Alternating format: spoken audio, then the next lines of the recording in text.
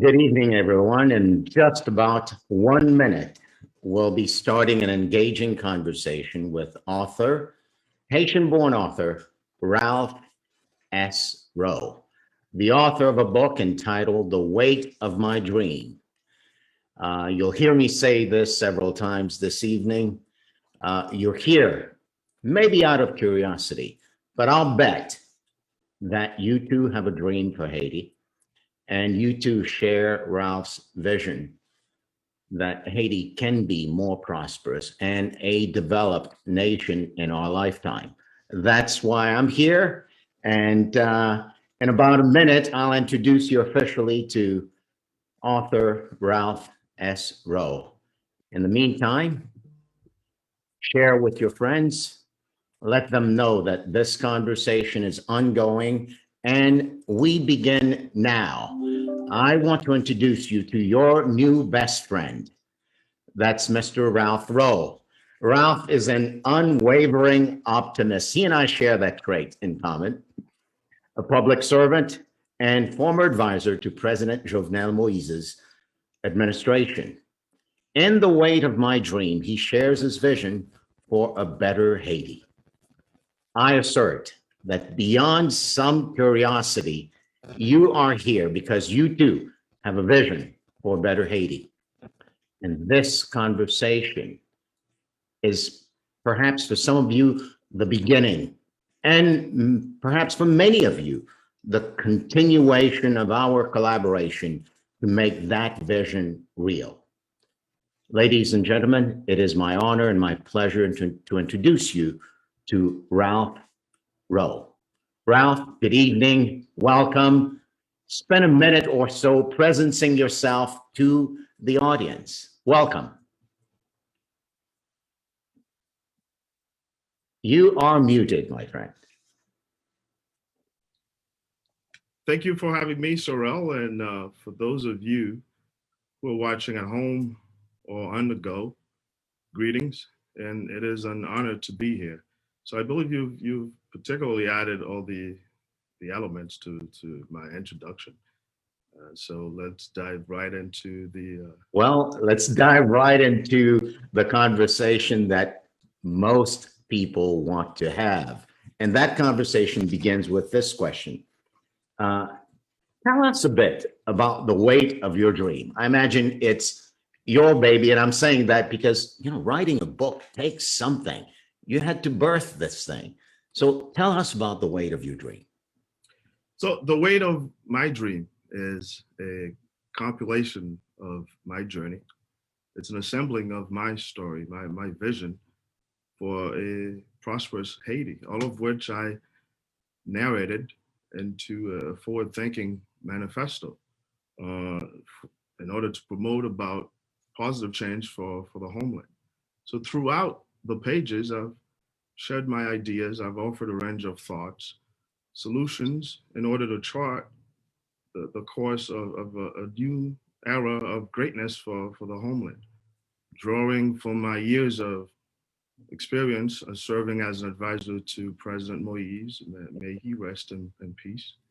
I wrote the book to reaffirm that the past mistakes, the political violence, corruption, the rampant corruption, foreign oppression, they do not have, that have been at the forefront of our history, they do not have to remain the impediment to our growth. And so the book is my shared optimism that Haiti can change, that we can overcome. We can take control of revenue through perhaps modernization of our customs, that we can even reassess the social dynamics to provide comprehensive safety net programs for the population.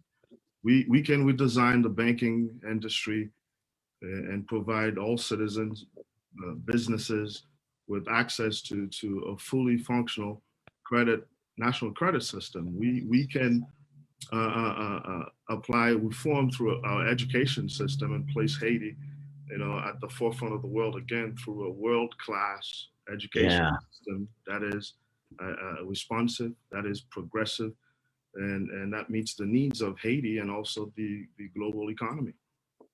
So in a Hence the nutshell, weight- hence the you've weight of summarized the book in a very effective way, Ralph. And anyone who writes a book goes through the process of being inspired by something. You've touched on it. So tell me, why did you write this book? Why this book? And why now? So I think I felt compelled to share my story and a vision that is worth sharing as well, in order to incite constructive dialogues. Not really spark a national positive debate around sustainable solutions for prosperous Haiti. And hopefully the book can be served as a source of inspirations for many uh, uh, uh, generations to come, many administrations to lead our sons and daughters to a dream of boundless reality. And as it pertains to community, international community, we can redefine our bilateral partnerships, and the book can serve a purpose there too for the betterment of the country. And lastly, it is an appeal to my generation, to our patriotism, to our rationalism, I think our sense of unity, to commit not only our frustrations, but also our dexterities, our passions, our resources toward building a nation worthy of the next generation's ideals. Awesome, awesome. And this is a picture of the book, very familiar. Now, tell us, beyond the glossy cover, beyond the well-written prose, why would people in the Haitian diaspora find this book valuable, and why should they want to read it? So I think that as it pertains to the diaspora itself, I think I've highlighted some key elements. For instance, I've applied recognition that the diaspora, our brain capacity, the Haiti's brain capacity resides in that community itself. I've highlighted the financial responsibility that we hold as an invaluable asset when it pertains to Haiti. And also we speak about total inclusion of the diaspora, how it should not only be a political process, but it must be through strategic planning, political process, economic, and also social. And partly, I think the the book also allow the foundation for your audience, for the diaspora members, just like myself and you, to not only be empowered, but also be educated and be engaged, and giving some of the reforms, the propositions that we have advanced in the book as being the solutions for Haiti. The diaspora has a lot of potential to be part of the process and should be part of the process. Awesome. You know, I ordered a copy of the book this Thank you. past week, and I bought the hardcover version. It's going to be a staple in my book. I've highlighted a couple of things, and I want to touch on a few of them, if you don't mind. You said Haiti needs on page 45 of the book. Haiti needs new perspectives on its old problem of instability. Can you say a little more without giving the entire chapter? Say a little more about that. Well, that is great. I think my narrative of the book provides the perspective of an insider, having been at the halls of power, witnessing how some of our decisions are being made carefully at times and other times carelessly so. And also the perspective of a diaspora member, and which by all means, I'm a byproduct of Haiti and also the Haitian community. So both perspective, which pretty much formatted my brain towards solutions and solutions only. So I think these are the new perspective. I wanted to shift the narrative from the problems toward the solutions. And in that sense of shifting toward the solutions and inviting the diaspora to play a significant role in doing that, you say on page 90 that the diaspora should not be content with constitutional reform as a pathway to socio-political and economic integration. Given that, what prescriptions would you have for people in the diaspora to engage in a way that not only fulfills them, but also makes a real difference for Haiti? How do you propose that the diaspora engage? Well, the engagement must be through proper planning. It must be strategic. It needs to be detailed and also, like I've mentioned before, solution oriented and result oriented. So this is my recommendation. When the debate currently now, it's only around the political inclusion, if I may say, through referendum or a constitutional reform. But we shouldn't overlook the planning stage, the economic inclusion, which requires all of us to come at a table to define the terms, the sectors, the segments of the economy, of the social dynamics. Where would the diaspora return to, how, when, and so forth. So I think that is part of the purpose of the book, to incite those dialogues and get those solutions on not only verbal, but on paper through a strategic plan.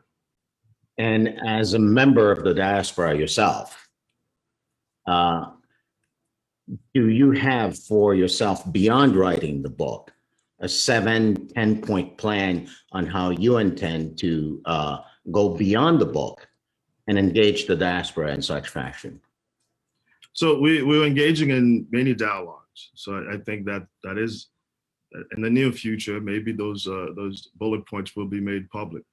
But for now, I think the ingredients in the book have detailed or provided some landscape into how we can craft those resolutions, because they cannot simply come from me.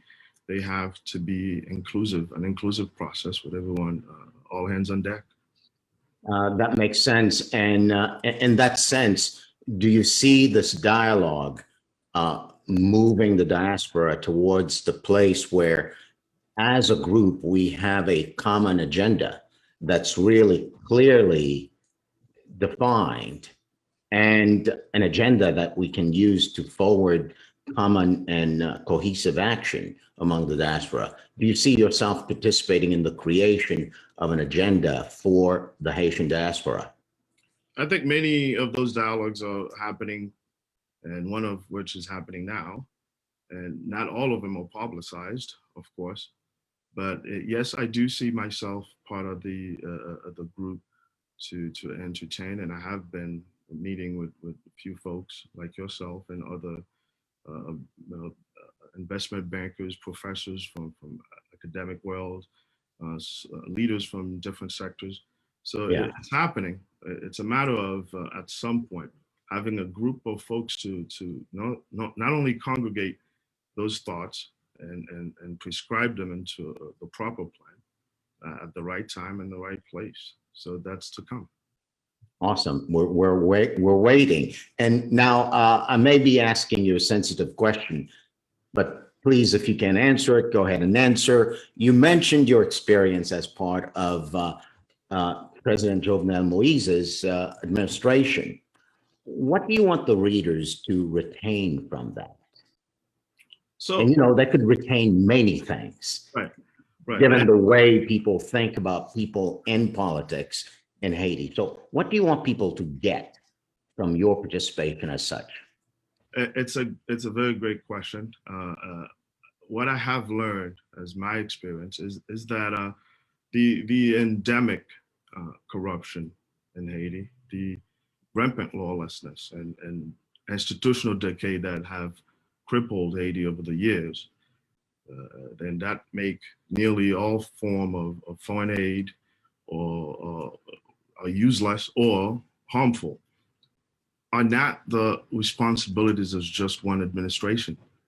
It is a lack of proper planning that obstructs constructive dialogue, that obstruct cooperation between government, between the elite, between political leaders, between actors across sectors, to provide, protect, and promote for Haiti and its people. So the moral lesson is that any upcoming or the next administration must have a plan, and a plan that is inclusive, a plan that is sustainable, and also a plan that is result oriented. And the Moise administration didn't have a plan, they only had a vision. And to an extent, some may argue that has been the foundation for a lot of failures. Mm. Thank you for answering the question. I appreciate your response to that. Now, I'm thinking this way. In light of the current political climate, is there any experience that you would write differently in the book? So in light of the current, I think given this this wave of insecurity, rampant insecurity in the country, I would expand on the justice segment. So parts of the book, they're rather prescriptive. So what I would have done instead would add value through anecdotes and stories that can connect with some of our misfortunes or impossibilities surrounding the justice system in Haiti. All right. I've got a couple of more questions. One of them is going to be really fun. And I want to let everyone in the studio audience and Facebook know that the last 15 to 20 minutes of this conversation is going to be dedicated to them asking you questions and generating a conversation that's rather impromptu, whether or not they read the book or not. You're here, and you're here for the taking, right? Let's make fun of it. So given that, it's 5:16, so somewhere around 5:20, 5:25, we'll open it up for questions. As you're listening between now and then, be formulating your questions. And I have this specific request. Think about the question and make it a question and not a rebuttal to something or a speech or anything like that. We have limited time and we'd love to use it so that as many people as possible can interact with Ralph. So Ralph, tell me this. You say in the book, a self-respecting country should not in any way have to import food it can produce for itself. Let's say in the near future, you are in the position to not only create the vision, but create the plan and implement the plan. What would a segment of that plan and an aspect of that vision be that addresses this particular problem? Because it's crippling the country. Well, I think I can't stress enough the idea of proper planning, and any thought that I put forward is not simply going to be the final version of any sustainable planning. But what I can propose is that we must prioritize our agricultural sector in order to provide for the basic considerations and needs for our people. And that's a priority number one for any upcoming administration. This part of the economy all around us, that's what they're using agriculture to expand, to grow, and to render the fiscal responsibilities are also sustainable. Cool. Now, here's the fun question. I'm not criticizing you. That wasn't the fun one. That wasn't the fun one. I'm not criticizing the book or anything, but no, you're welcome to. You're welcome to. I want it. Go ahead. What struck me, Ralph, is that in the leadership section, it nearly almost took a third of the book. And then there was the empowerment section that took up maybe another quarter of the book. And then you took transparency and accountability, you lumped them together, and then there were a few pages left for justice. Now, I'm speculating, I'm saying there's no way that this is because you're thinking that one aspect of the 5-point prescription is more important than the other. What created in your mind that kind of structure? That is, I think that's by far the smartest observation on your part. I did spend a considerable amount of time working on the leadership segment. I think we can all agree that the problem of Haiti, it's a lack of leadership by all means. And what I mean by that, I describe leadership as what a synonym should be direction. So we need a sense of direction. Where are we coming from? Where are we going? How are we going to get there? So my experience, having been in the leadership segment of the experience, I connected such that this lack of planning and direction has hindered our progress. We have not been able to apply proper interpretations of what the international community wants, what our members of the diaspora want, what the people want. So I spent the time there because the head dictates the direction, the leader provide the direction. So all my experience was an assessment of Haiti's leadership in the direction that it should go.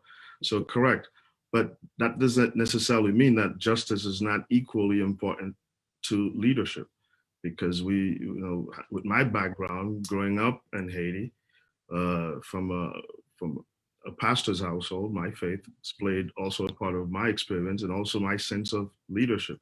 So we know justice elevates a nation. So of course, Haiti cannot move forward now without properly redesigning our judicial infrastructure. But nonetheless, I didn't want to, like I said, bore with too many anecdotes that couldn't add value. I remain a bit prescriptive with those segments because it's a way to begin a dialogue and invite other folks to provide context, and also some of the key elements of how the nation should move forward. Awesome. Thank you for that answer. And I'm inviting everyone to go to the Georgia Haitian-American Chamber's Facebook page. There, we've just posted the link to the book. You may purchase a copy of the book. You may also choose to join us this coming Thursday, the 22nd. Ralph is going to be en chair et en os, live and in living color. Look forward to it. Live and in living color with us at Rocksteady Atlanta on Marietta Street for an official live book signing. We're looking forward to meeting you. We're looking forward for the community to get to meet you face to face and press flesh and really interact with you in a way that's a lot more intimate than just this. But this is a precursor to that. And at this time, I want to give people in the studio audience and people on Facebook the opportunity to ask you any burning questions they may have. So who's got a question and wants to interact with Ralph now? And if you have a question, please turn your camera on and come in and play with us. Reggie, you want to play, right? I want to play. Come on, Reggie. Welcome, Reggie. Welcome. Hey, Ralph. Nice to meet you.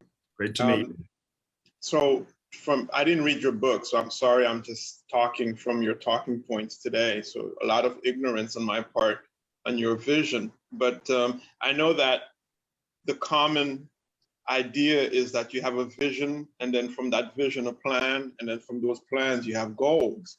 So what vision in your mind or in your theory is capable of allowing us as Haitian to rally behind one plan so we can, put all our efforts to executing the plan?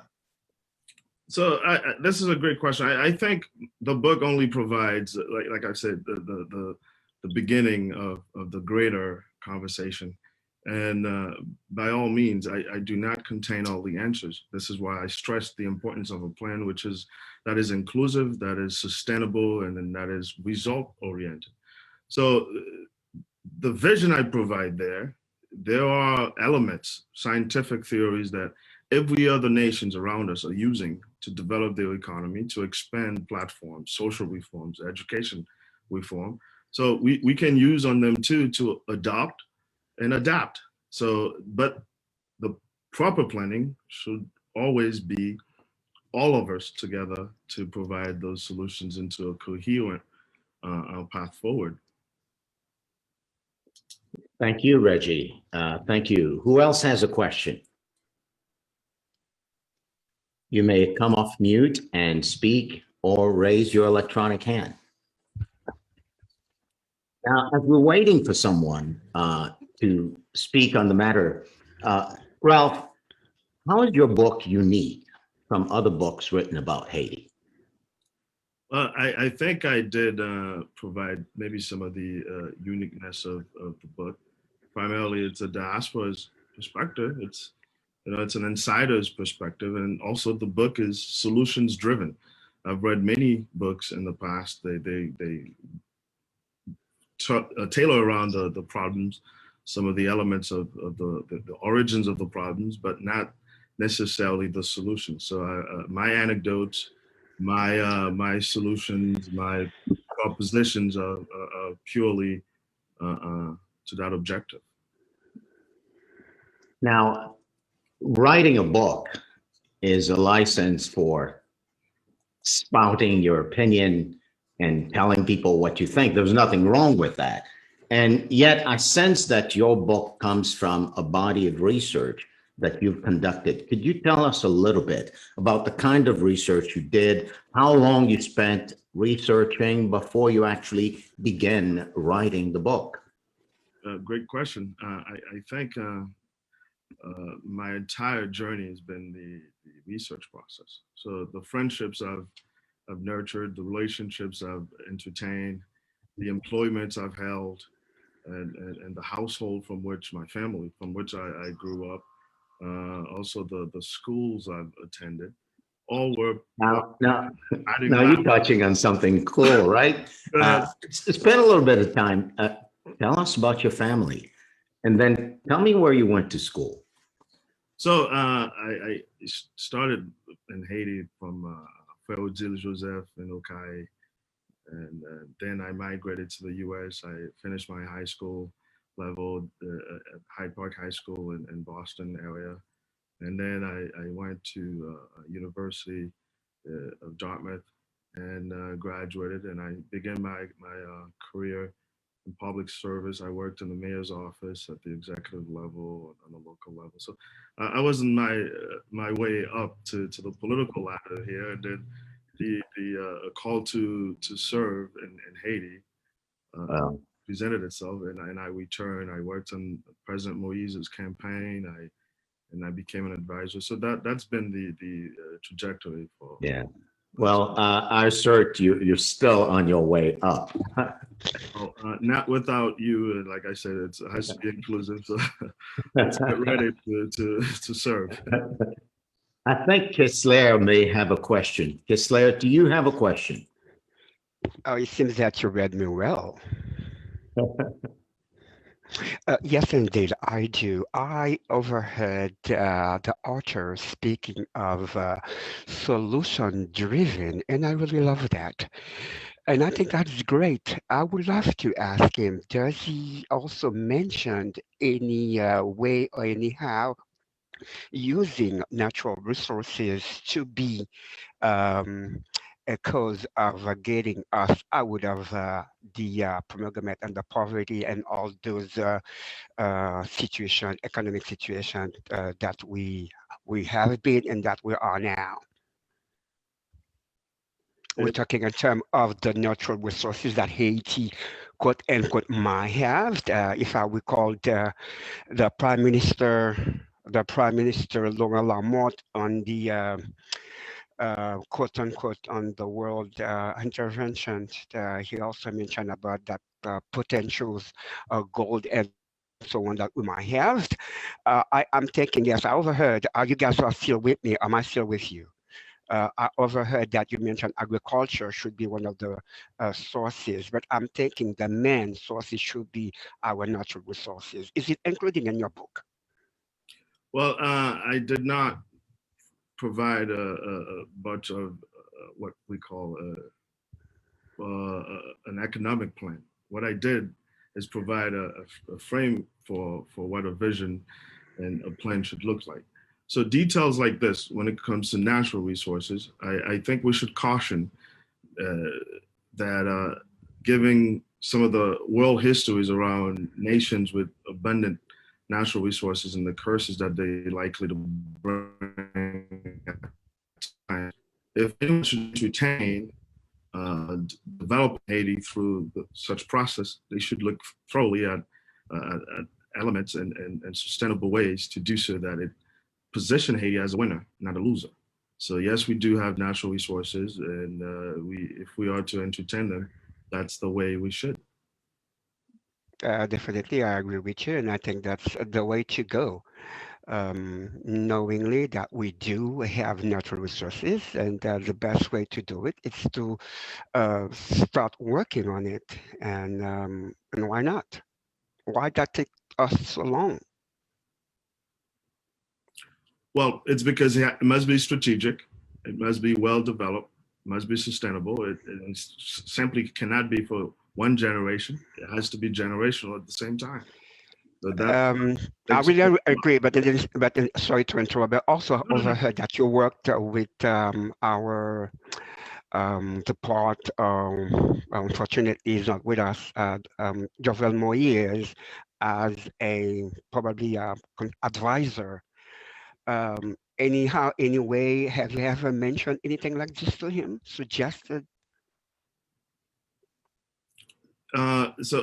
We have not got the chance to work Touch. on some of the projects surrounding natural resources, but of course it is of state concerns to address those projects, and I didn't have the chance to work in that capacity.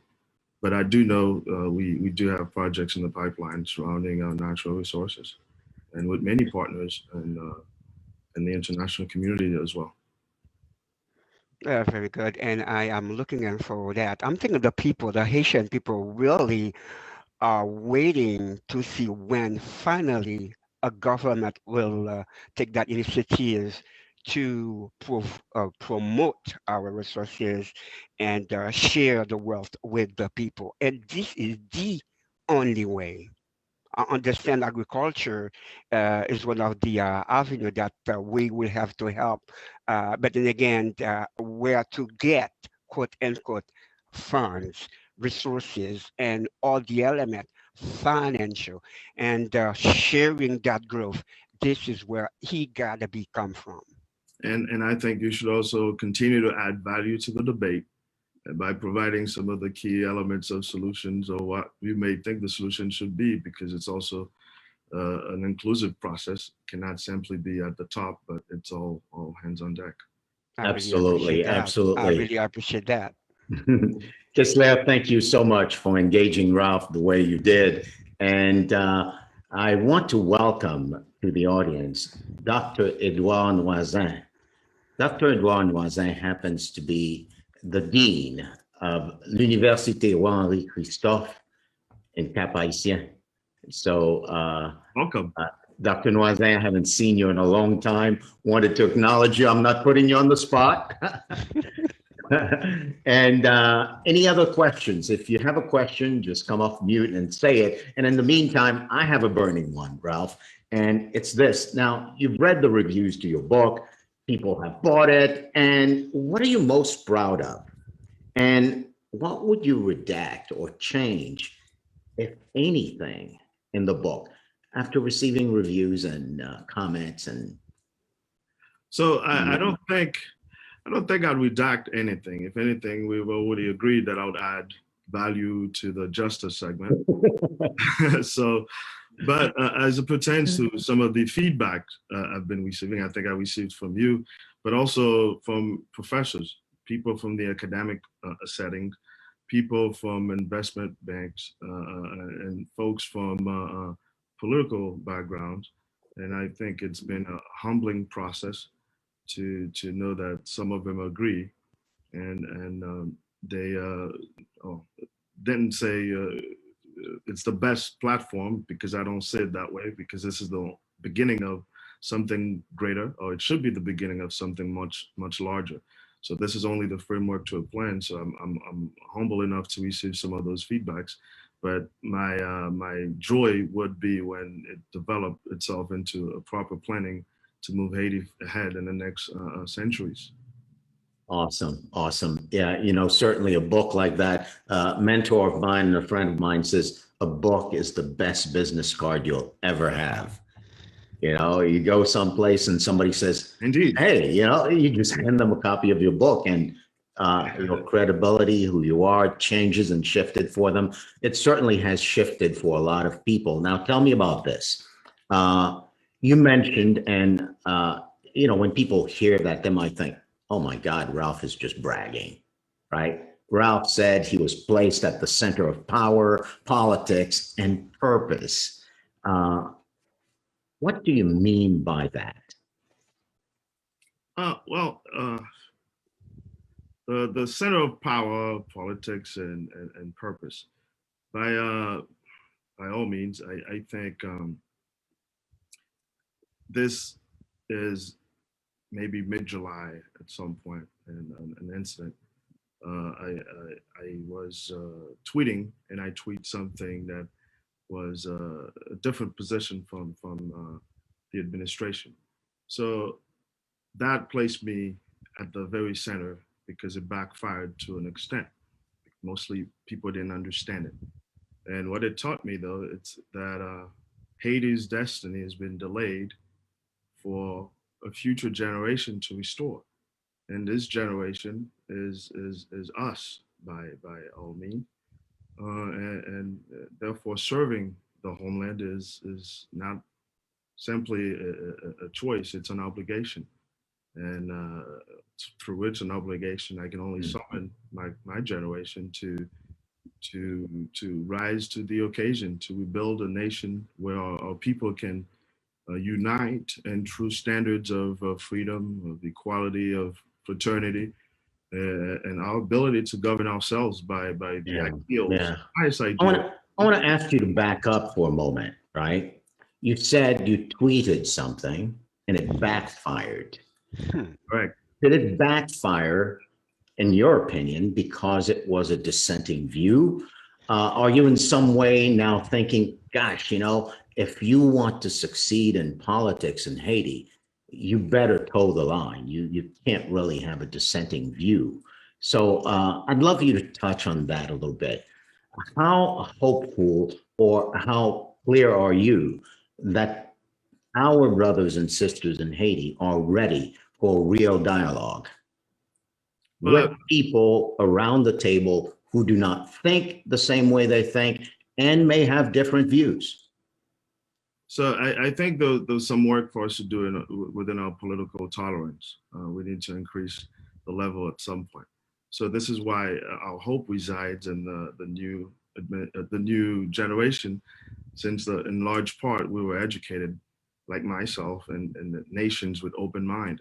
So I'm a byproduct of both the United States and Haiti. So I think my brain is, again, formatted in a way that I am tolerant to dissent. And at times you need to hear them more than you hear those that are closer to you.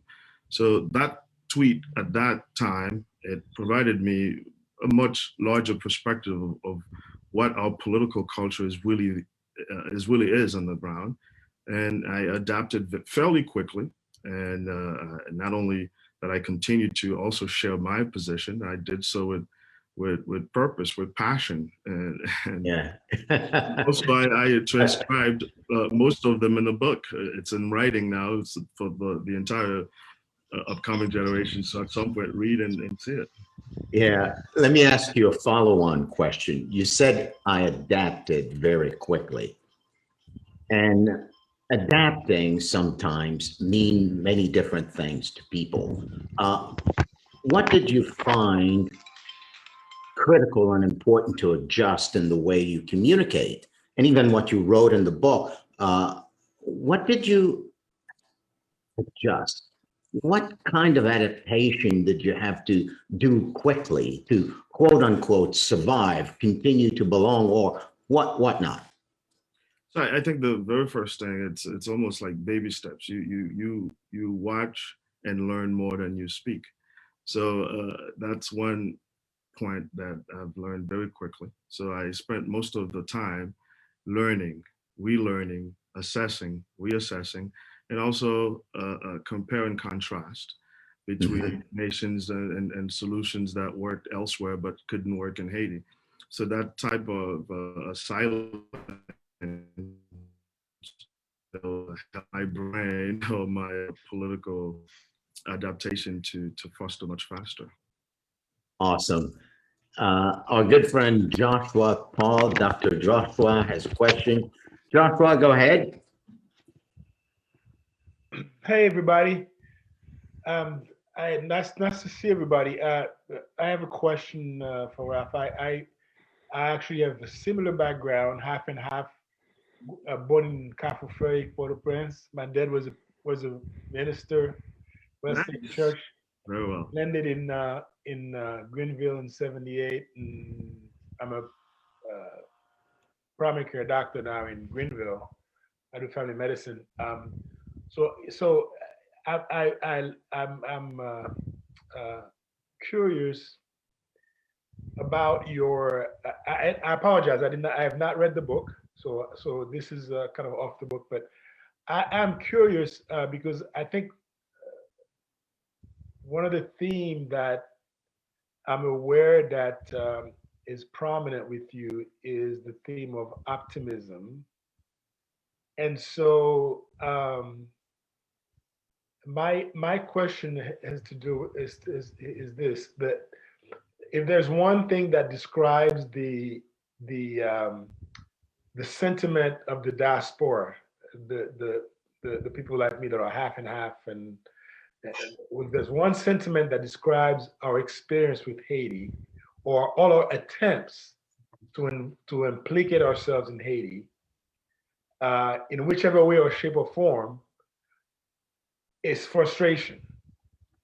No matter how we do it, whether we, I'm a businessman wannabe. I mean, I have stuff in Haiti I want to have to do. I dabble. I started going back to Haiti, dabbling in medicine because that's what my career is in, and I veered to agriculture and other things because I thought they had more impact than even medicine. But so frustration is the word. So when I contrast that with what I'm understanding, I haven't not read your book, but I haven't read excerpt that the overwhelming feeling is optimism, which is great. I'd like to tap into that, but I want to know, what would you say to this frustrated diaspora? What is the main thing you would say to transmit that optimism, other than reading your book, but some other some nugget that says, hey, don't give up. I'm seeing something, and I want to share it with you guys. I'm seeing something. Don't go away. Stay tuned because I'm seeing something. I would like to know what that is. It's a very good question. So here it is. I think Saurel and I were touching part of it. So I've had the chance to also share some of my frustrations being a diaspora member going back to Haiti. But I didn't stop there. So what I also did was adapt those frustrations into proper guided vision. So what we need to understand as diaspora is to understand what is our worth, what is our place, and what is our time. And I think we, over the long course of years, have determined what our strength is. It's highlighted in the book when you have a chance to read, and we know what our place or our many places can be in the affairs of Haiti.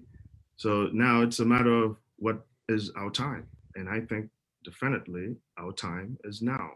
So given those three core ideas, we should be able to step in and simply know how to step in through proper planning that is inclusive, that is sustainable, and that is result oriented, which all of which we can provide. Awesome. Thank you. Thank you. We'll take Thank you one so more much. I'm question. looking forward to reading the book. Thank you so much. I appreciate your support. We'll take one more question. Sophia Jean-Charles, you had a question. Go ahead. Come on camera so we can see you. Ok. Que pouvez-vous faire pour Haïti? All right. Ask your question. Que pouvez-vous faire pour Haïti?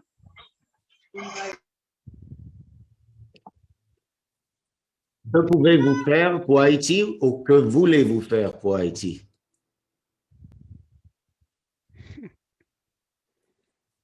Is that the question? That is the question. And that translates in what do you really want to accomplish for Haiti? It's That's not correct. it's not my accomplishment. It should be a collective accomplishment, and again by means of the vision provided in the book, deriving at a proper planning that is inclusive.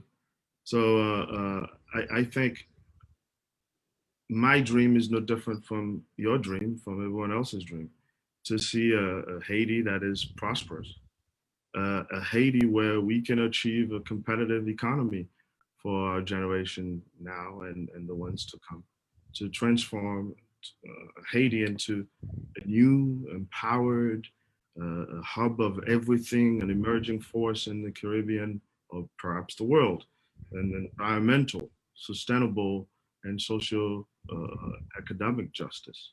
But yet to properly modify those terms of our advancement, to properly modify our collectivity, which is important, to part ways with this current system and to provide a charter that is inclusive, to specify new guards for our future welfare. It needs everyone to be involved for us to pen down the logic steering forward the Haiti of our dream to the upcoming centuries. Awesome. It's 46 after, and we projected to end this conversation right at 5:45. And true to form, we're going to respect that. And allow me to make the following announcement, an invitation. I'm inviting you to come live and in living color at Rocksteady Atlanta next Thursday, the 22nd, to meet Ralph face to face and to share in the delectables that the restaurant has to offer. As a matter of fact, the restaurant has agreed to sponsor dinner for two as a raffle item to people who purchase the book between now and then. And no, we're not giving you a bait to buy the book. Yeah, as a matter of fact, you don't need to buy the book, but we want you to read the book. Correct. Because in reading the book, you're going to titillate your own mind and start to think. This is not the time for us to be looking and criticizing each other. This is the time for us to be thinking together. Ralph, you mentioned it several times. You keep talking about the collective. It's at every turn, you'll come back and say, no, it's not my vision. It's our vision. Well, in this case, I want to thank you. Thank you for creating the springboard upon which we can stand to not only create our own vision, but perhaps to steal yours and have yours fuel us. So thank you for providing that. And as a guest of ours, I insist that you have the last word. So what is your last comment for the evening? So I think a portion of my optimism is that there's a brand new Haiti on the way There's no other way. I think we've hit rock bottom with recent current events, and it's also an opportunity for us to provide the proper ways forward. And I hope in the upcoming days, along the trail of my book signing events, I'll get to meet folks to share with me some of their inspirations that they've found throughout the pages of the book, and let it refuel our collective obligation toward we're building a prosperous nation worthy of the next generation's ideals. Absolutely, absolutely. And it's not also fitting to end the evening without acknowledging Nora Gay, who's on your team, as well as Caleb Monel, who's on the team. Nora and Caleb, anything you want to say to be acknowledged here? Well, thank you for doing such an amazing job moderating, Saurel. I think we couldn't have asked for a better host. I think the conversation was very smooth, and it's always interesting to be part of those, because you never know what types of questions are going to arise. And I want to thank everyone for participating. Kessler, Dr. Joshua Paul, Sophia, everyone, thank you for your participation. And it was my absolute pleasure to listen in, and I'm elated every time I'm part of these. So you probably can gather as much from my, Well, you know, Nora Gay is hiding behind the name None Such. Would you go off camera and let the world see everything? I would not mind doing that, except that I'm in transit, right? I wanted to be part of your partner. Just having a little fun, Nora. Just having a little fun. What about you, Caleb? Thank you so much.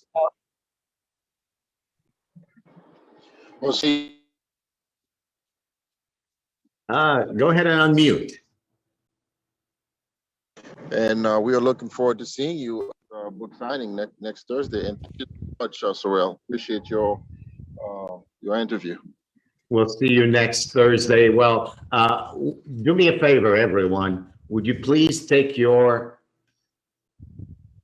go off mute and make some big noise for Ralph and his team. Go off mute. Come on, let's do that. Yeah. Ralph, stay the course. Thank you. Keep your mind. Speak your heart. Let us work together for Haiti being a developed nation in our lifetime.